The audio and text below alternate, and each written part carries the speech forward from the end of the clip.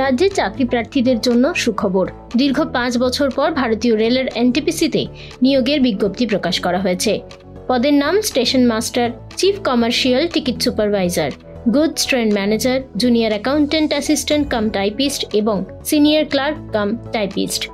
শূন্যপদ সব মিলিয়ে মোট 8,113টি শূন্যপদে এই নিয়োগ করা হবে। শিক্ষাগত যোগ্যতা: স্নাতক পাশ করলেই station master, chief commercial ticket supervisor, goods train manager পদে আবেদন করা যাবে। Junior accountant assistant cum typist এবং সিনিয়র ক্লার্ক কাম টাইপিস্ট পদের জন্য প্রার্থীকে স্নাতক পাশের পাশাপাশি কম্পিউটারে ইংরেজি কিংবা হিন্দি ভাষার টাইপিং জানতে হবে। মাসিক বেতন: station master, chief commercial ticket supervisor পদে বেতন 35,400 টাকা ধার্য করা হয়েছে।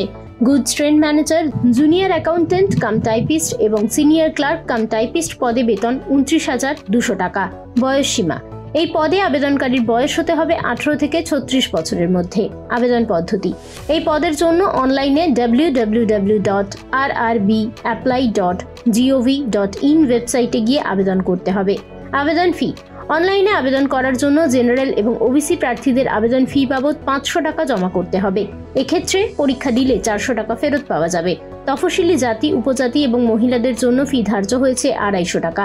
পরীক্ষা দিলে পুরো টাকাটাই ফেরত পাওয়া যাবে। আবেদনের শেষ তারিখ 13 অক্টোবর 2024।